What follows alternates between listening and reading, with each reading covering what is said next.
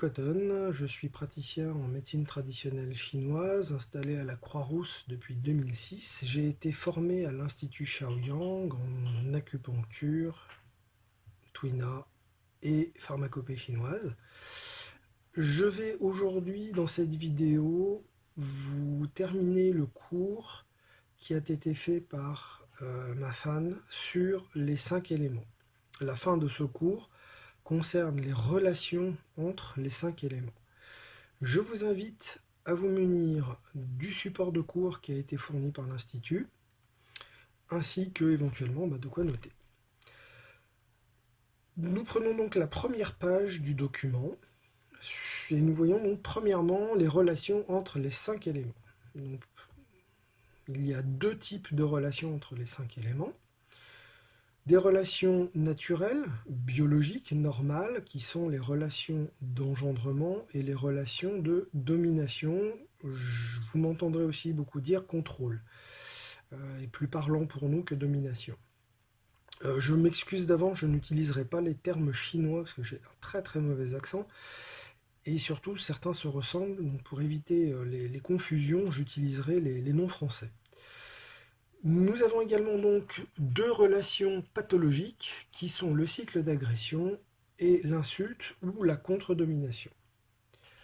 Je vous invite maintenant à prendre la page 2 et le premier schéma, le schéma du haut, sur les relations naturelles biologiques, la relation d'engendrement. Vous pouvez voir sur votre schéma que ce cycle d'engendrement, on a le bois qui engendre le feu engendre la terre engendre le métal engendre l'eau engendre le bois.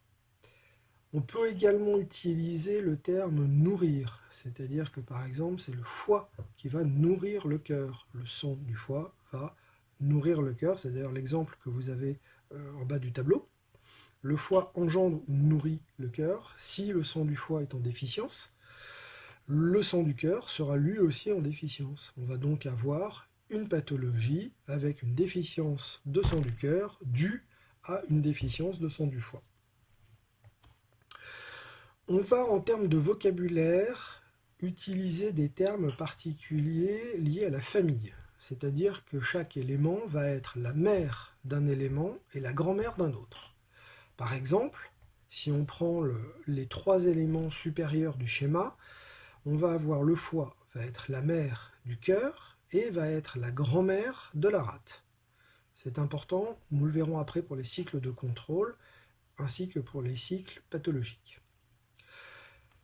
Dans les cycles d'engendrement, la notion de nourrir et d'être la mère est très importante. Elle va aussi créer non seulement un lien de dépendance entre les éléments, mais va créer aussi des liens physiologiques. Je donne un exemple. On voit que le rein est la mère du foie, l'eau est la mère du bois. Or, vous verrez un petit peu plus tard dans le cours sur les Zangfu, les fonctions des organes, que le yin du rein va nourrir le sang du foie. On est dans cette notion, le rein nourrit le foie. Or, le foie contrôle les tendons. Et le rein est le maître des os. Il y a donc un lien étroit entre les os et les tendons. Physiologiquement, c'est une réalité, il y a un lien étroit entre les os et les tendons. Donc ce cycle est vraiment très très intéressant, parce qu'il va créer un lien entre énormément de choses. Il y a une deuxième notion très très importante par rapport à ce cycle, c'est que ce cycle est continu et permanent. Premièrement, il ne s'arrête jamais, et deuxièmement, il est continu au sens où il n'y a pas de phase, par exemple, où, si on prend la partie supérieure du schéma, s'il y a une certaine heure, mettons que le cœur va nourrir la rate, et l'heure d'après, ça va être la rate qui va nourrir le poumon. C'est pas du tout comme ça que ça fonctionne, c'est quelque chose de continu, c'est-à-dire qu'on va avoir un cercle qui va tourner sur lui-même, et qui va donc être continu, permanent. Donc ça c'est très très important, il n'y a jamais d'interruption. S'il y a une interruption, c'est la catastrophe, c'est plus que pathologique. Deuxième notion, donc on est en permanence en train de nourrir et d'apporter quelque chose à l'élément suivant. si on laisse faire, tout ça va tourner très vite et va prendre des proportions, va enfler, va devenir quasiment infini, s'il n'y a pas d'élément de contrôle. C'est là que va intervenir la relation de domination ou la relation de contrôle. Je crois que ça se prononce que en chinois. Je vous laisse regarder le deuxième schéma de la page 2, donc la domination, que il est écrit que le bois contrôle la terre, que la terre contrôle l'eau, que l'eau contrôle le feu contrôle le métal, et le métal contrôle le bois. Comme moyen mnémotechnique, le bois contrôle la terre. On peut très bien imaginer les racines de l'arbre qui se fichent dans la terre et qui retiennent la terre. La terre contrôle l'eau de façon complètement naturelle, un peu comme une retenue d'eau, un barrage, un lac, n'importe quoi qui soit fait en terre et qui retienne de l'eau. L'eau contrôle le feu, la relation est triviale. Le feu contrôle le métal, il le fait fondre. Et le métal contrôle le bois. Là, on peut très bien visualiser la hache qui va attaquer le bois. Pour donner un exemple de ces relations, donc précision de vocabulaire, le contrôle se fait toujours de la grand-mère vers le petit-fils. Par exemple, si on prend toujours le groupe des 3 éléments du haut, on va avoir le bois qui engendre le feu, qui engendre la terre. Donc le bois est la mère du feu, le feu est la mère de la terre. Et le bois devient donc du coup la grand-mère de la terre. Et c'est le bois qui contrôle la terre. Donc c'est toujours la grand-mère qui contrôle le petit-fils.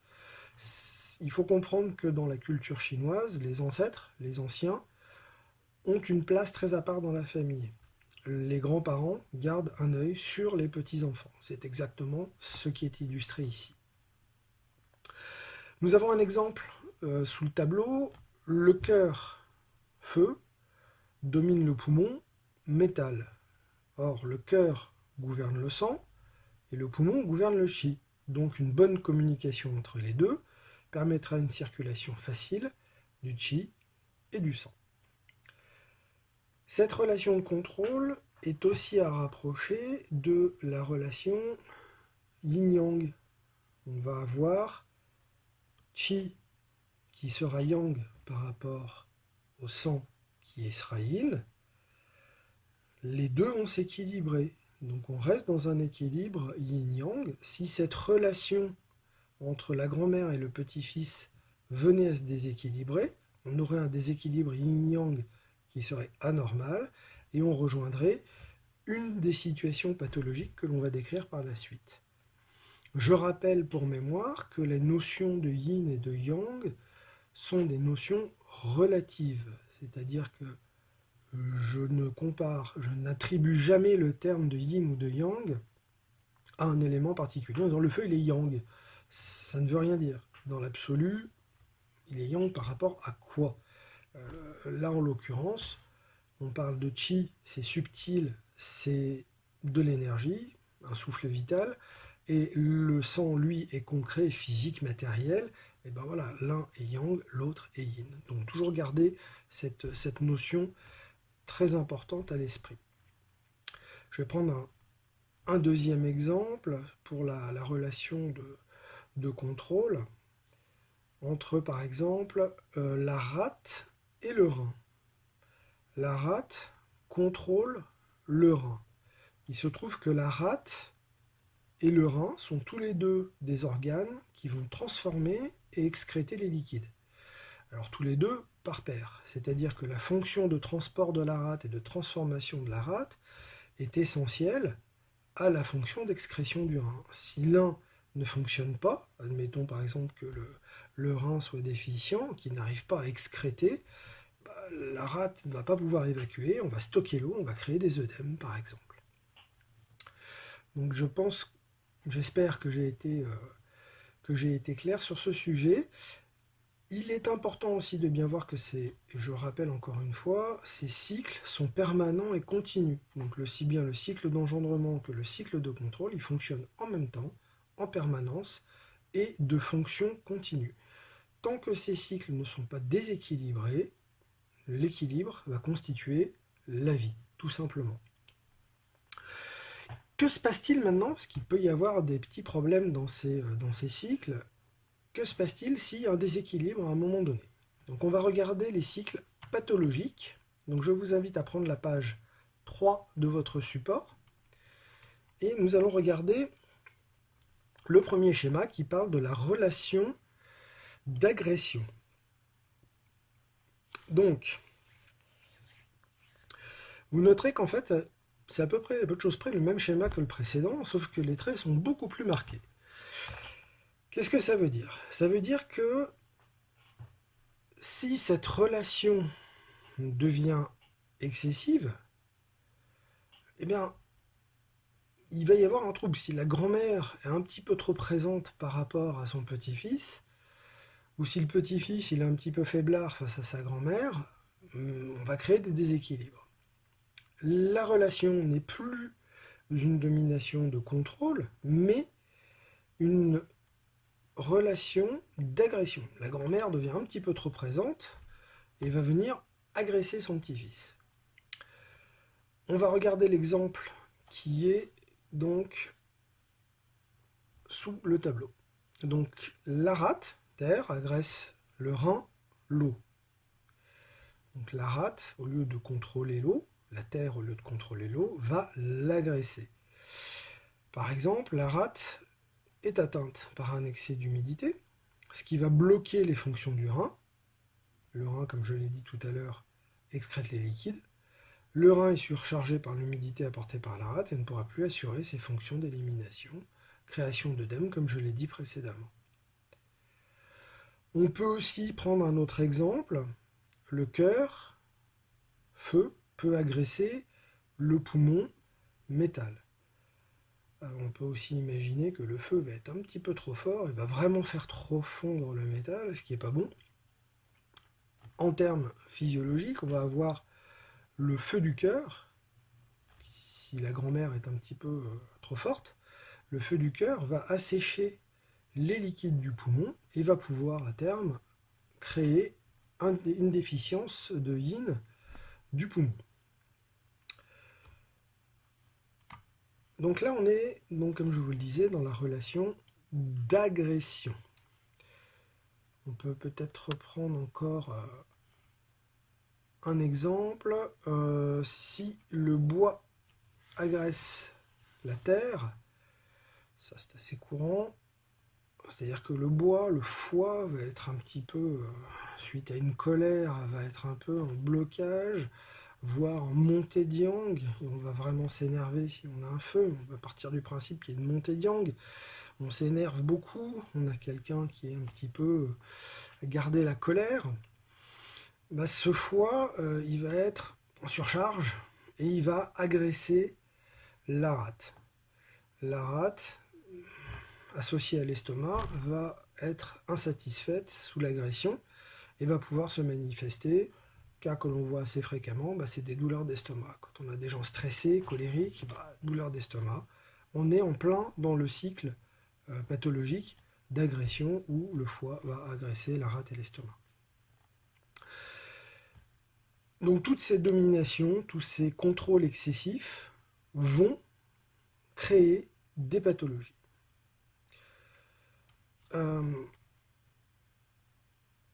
On va passer donc au deuxième cycle pathologique. Donc je vous laisse descendre sur votre page et prendre donc le deuxième schéma qui est le cycle d'insulte. Alors là, ça se passe très très mal. Parce qu'autant tout à l'heure, dans le premier cycle, on était quand même dans un cycle normal, mais un peu trop fort. Là, on inverse le cycle. Donc c'est quelque chose d'autant plus grave. C'est-à-dire que c'est le petit-fils qui va insulter sa grand-mère. Et ça, comme je vous l'ai dit tout à l'heure, si on prend la référence familiale, c'est quelque chose de très grave. Un petit-fils, il va pas agresser sa grand-mère. Donc, si on regarde, on va avoir le bois qui peut insulter le métal peut insulter le feu peut insulter l'eau peut insulter la terre peut insulter le bois. Comment ça se passe? Ça ne peut se passer que dans un cas, deux cas possibles. Soit le petit-fils est vraiment très très fort et il va agresser sa grand-mère, soit on a un petit-fils qui est fort et qui va agresser une grand-mère faible. Donc ça ne peut exister que si la relation de force entre les deux éléments insultés, enfin entre l'élément insulté et son petit-fils, cet équilibre est rompu. C'est-à-dire que si l'opposition de force est inversée, c'est-à-dire que si la grand-mère perd son ascendant sur le petit-fils, ben c'est le petit-fils qui prend l'ascendant et qui va insulter.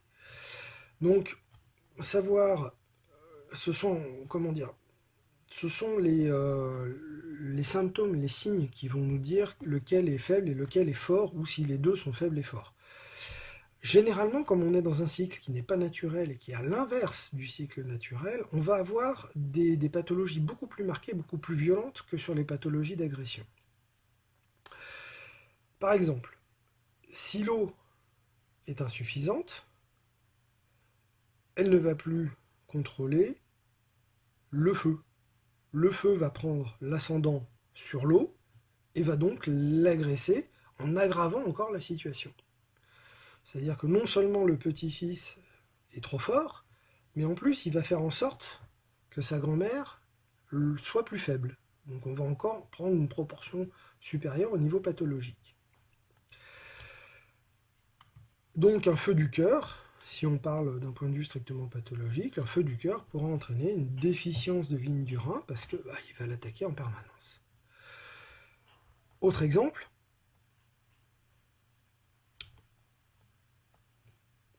on peut prendre un exemple où le métal va dominer le bois. Normalement, c'est l'inverse. Si le métal domine trop, contrôle trop, on va avoir une pathologie. Si c'est inversé, c'est-à-dire que c'est une contre-domination, c'est-à-dire une insulte, que le bois va insulter le métal, c'est-à-dire que le foie va léser le poumon. Donc ce sont des pathologies qu'on peut trouver par exemple dans des toux, dans des choses comme ça. Ou toujours sur ce principe de montée de Yang, le bois va s'emballer et au lieu d'être contrôlé par le métal, il va aller l'agresser, tout simplement. Voilà pour la relation d'insulte. Alors, d'un point de vue, je dirais, traitement, on va souvent, c'est une petite parenthèse, on va revenir un petit peu au cycle d'engendrement. Quand la mère est faible, quand un élément est faible, pardon, on va très généralement, en clinique, avoir tendance à tonifier la mère, et si cet élément est en excès, à disperser le fils.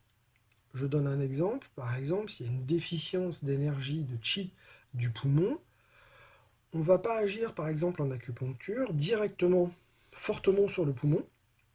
Pourquoi? Parce que le poumon est un organe qui se bloque un petit peu si on le tonifie un petit peu trop en oubliant de le faire circuler, il va se bloquer. Donc pour le tonifier en douceur, on va nourrir la terre, la mère, qui va donc nourrir son fils, le métal. Inversement, lorsque on a besoin de calmer un élément, on va souvent, alors je dis bien souvent, hein, c'est pas du systématique, on va souvent disperser son fils. Par exemple, quelqu'un qui fait des insomnies à cause d'une montée de yang du foie, on va peut-être effectivement traiter le chêne via le cœur, mais on va surtout disperser le cœur, oui, pardon, on va disperser le cœur, et pour calmer un petit peu le bois. On va aussi travailler sur le bois quand même. Les conséquences de ces cycles d'agression, d'insultes, sont aussi intéressants parce qu'il peut y avoir des répercussions sur d'autres éléments. Si on prend par exemple un élément, la terre, qui va insulter le bois. Comme on l'a dit, la terre va être en excès, le bois va être en faiblesse parce qu'il va être agressé par son petit-fils. Du coup, le bois étant en faiblesse, il ne va pas pouvoir nourrir le cœur. Donc une pathologie d'excès au niveau du rat-estomac va créer une déficience au niveau du foie et de la vésicule biliaire qui peut générer également une déficience au niveau cœur-intestin grêle. Typiquement, par exemple, sur la déficience de sang du foie, il est parfois intéressant de regarder ce qui se passe au niveau rat-estomac et pour quelles raisons on va avoir une déficience de cette nature. Donc on peut avoir des combinaisons de ces éléments pathologiques et des impacts. Il y a aussi une dernière petite relation qui est qui fait toujours partie du cycle d'engendrement. C'est une relation où on va avoir un fils qui va réclamer beaucoup à sa mère.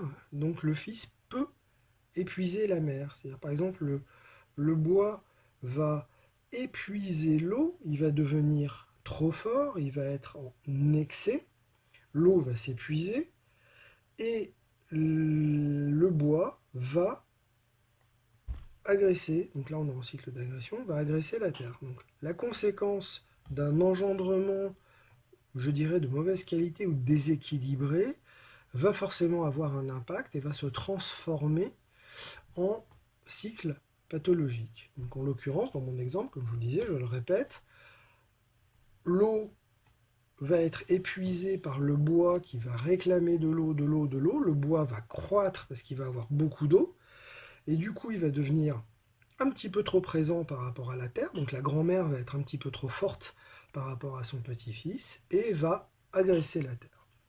Donc vous voyez qu'on peut avoir pas mal de cycles imbriqués les uns dans les autres, aussi bien dans des cycles pathologiques que dans des cycles naturels. Et on peut avoir donc aussi, on a bien vu, l'impact d'un cycle pathologique sur le cycle naturel. Voilà, j'espère que cette vidéo vous a apporté pas mal d'éléments sur les cycles, sur les interactions entre les 5 éléments. Je vous rappelle que si vous avez des questions, il ne faut pas hésiter à les poser par mail à l'Institut Shaoyang.